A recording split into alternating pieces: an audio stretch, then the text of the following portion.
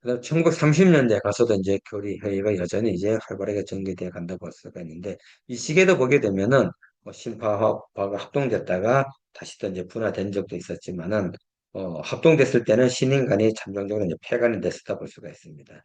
예, 그럼에도 불구하고 대체적으로 또 분화가 다시 한번 또 2차 분화가 될 때는 다시 신인간이 다시 이제 복간이 되고 있죠. 그래서 국부에서는 여전히 천주교회 월보가 간행이 되고 신파에서는 신인간이 이제 간행되고 있습니다. 그래서 이 두 기관지를 통해서 신파와 국부에서 각각 동경대전을 갖다가 회의하고 있는 모습을 확인해 볼 수가 있습니다. 자, 천도교의 월보 같은 경우는 절암이라고 하시는 분인데, 이분은 제가 뭐 자세히 아직 확인해 보지 못했었지만, 이분 같은 경우는 주로, 예, 기존에서는 주로 동경대전과 관련된 회의가 많았었는데, 이번에는 이제 용담유사 하는 문답이라고 해가지고, 용담유사 회의가 상당히 한 1년 동안 전개 꾸준히 이제 이어졌던 그런 모습을 볼 수가 있겠고요. 그 다음에는 이제 천도교의 월보보다는 주로 신인간을 통해 가지고 교리 회의사가 동경대전 회의사가 꾸준히 번역됐던 사례를 확인해 볼 수가 있습니다. 대표적인 분이 바로 이제 아래 이선화 선생이라고 볼 수가 있는데 동경강의라고 해서 신인간 70호서부터 81호까지 거의 한 1년 동안 연재됐던 모습 볼 수가 있습니다. 그래서 동경대전에 대해서 이제 회의를 하게 된 모습 볼 수가 있겠고요. 아마 이런 것들이 나중에 이제 야래 이근호 선생이 해방 이후에 천도교 경전 석의라 그래가지고 해석 같은 걸 갖다 다시 한번 확인해 볼 수가 있는데 아마 초기 작업들이 아니었었는가 이렇게 판단해 볼 수가 있습니다. 그다음에 이제 조기관 선생이 신인간 117호서부터 122호까지 한 1년 한 반 정도 된다 볼 수가 있는데 동경대전 한글 번역이라고 하게 되는 회의서를 내고 있습니다. 기존에 보게 되면 국가문 혼용처럼 이제 많이 돼 있었는데 이분 같은 경우는 전체적으로 이제 한글 중심으로 해서 번역되어 있던 모습을 볼 수가 있는데 그것도 좀 새로운 아마 접근이 아니었었는가 이렇게 이제 볼 수가 있습니다. 그리고 또 이제 동경대전과 쌍벽을 이루는 이제 용담유사에 대해서도 이제 연구가 김병재 선생이라고 하는 분이 해가지고 상당히 오랫동안 연재돼서 회의가 됐다 볼 수가 있는데 바로 용담유사 연구라는 그 글을 통해 가지고 굉장히 오랫동안 이 용담유사에 대해서 이제 연구했던 모습을 볼 수가 있습니다. 그리고 앞에서 보게 되면은 이 용담유사 회의 같은 경우는 어, 그게 오랫동안 연재가 되지 않았었는데, 사실 이제 저람, 앞에서 먼저 했던 저람 같은 경우도 그렇게 258, 260, 261, 262 한 네 번 정도 연재를 통해 가지고 영감여사 문답을 한번 해왔었다면은 그래서 이 김병재 선생 같은 경우는 상당 기간 많은 양을 통해 가지고 영감여사를 집중적으로 연구를 해서 글을 갖다가 해석하고 있다는 점에서 중요하지 않겠는가 생각해 볼 수가 있습니다. 그리고 또 이제 정성호라고 하시는 분이 어린이 운동을 했던 분이라고 볼 수가 있는데 이분 같은 경우는 이제 어린이 교화 독본이라서 연재를 한번 한 적이 있고요.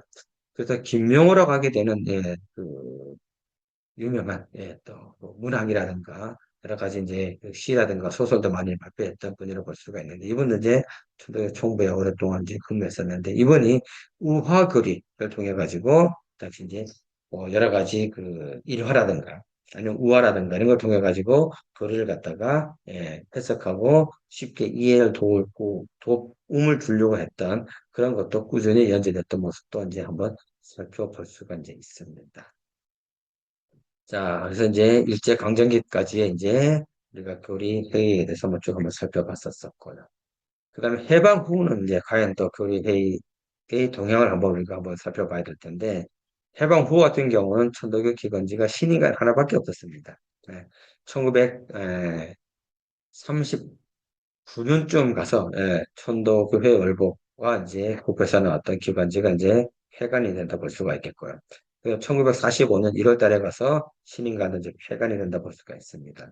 그러고 나서 이제 해방 이후에 신인간이 이제 다시 이제 복관이 돼서 지금까지 이어져 오고 있는데 이 신인간을 통해서 교리라든가 경전회의가 꾸준히 이어져 오고 있습니다. 뭐 대표적인 것이 이제 석암이라고 하게 되는 백중빈 선생이 신인간을 통해 가지고 용담유사 연구를 갖다가 오랫동안 연재를 하고 있는 모습을 확인해 볼 수가 있겠고요. 그다음에 또 신인간에 보게 되면 이제 야레 이다나 선생이 유고라고 해서 동경대전 회의라고 있습니다. 이건 앞에 있었던 우리가 야레 이다나 선생이 20년대 또는 30년대 해왔던 동경대전 회의를 갖다가 다시 한번 정리한 글이 아닌가 이렇게 판단해 볼 수가 있습니다. 그래서 1964년 3월달부터 12월달까지 동경대전 회의가 꾸준히 연재돼서 우리가 한번 확인해 볼 수가 있겠고요. 또 백세명이라고 하게 되는 유명한 또 해방 이후에 교리를 연구했던 분이 계십니다. 그래서 우리가 이제 일반적으로 이제 한빛 선생이라고 이제 말을 부르는데 이 백세명 선생 같은 경우도 농담역사 연구를 걸어가지고 신인간에 한 1년, 거의 한 2년 동안 연재했던 모습을 확인해 볼 수가 있습니다. 이 백세명 선생은 사실 우리가 많이 알고 있는 백철이라고 하시는 문화평론가의 형님이라고 볼 수가 있습니다. 이 백철 선생 같은 경우도 문화평론가로 활동하고 있었지만은 일본에서 1920년대 중반 이후에 유학생을 했었거든요. 이 유학생을 했을 때 천도교에 대해서 상당히 많은 글을 남겨놨던 분이라고 볼 수가 있습니다. 그래서 한국에 다시 30년대 이제 귀국을 해서 귀국 이후에는 이제 천도교보다는 이제 문학과 관련돼서 여러 가지 이제 그런 글들을 남겨놓은 대표적인 문학평론가라고 이제 예, 말씀드릴 수가 있겠습니다. 그 다음에 이제 뭐 이 교리와 관련된 글들이 신인간에 이제 다양하게 이제 소개되고 있는데 대표적인 것이 아마 천도교리의 기본 체제, 백세명 선생이 이제 연재했다 볼 수가 있겠고요. 그 다음에 또 이제 한태연이라고 하시는 선생님이 직이론이라고 하게 되는 글을 연재하고 있고,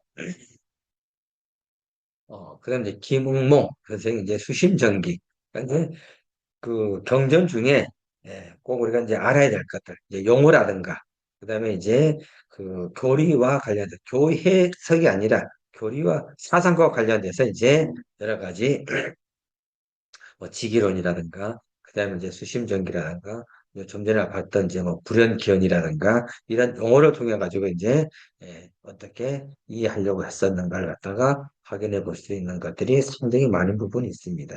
그래서 우리가 이제 교리 회의와 관련돼서 특히 일제강점기 시대 해방 이후에 보게 되면은 천도교 기관지였었던 천도교의 월보와 그 다음에 신인가를 통해서 공부를 한번 해보는 것도 초기에 천도교 교리에 대해서 많은 도움이 되지 않겠는가 이제 볼 수가 있습니다.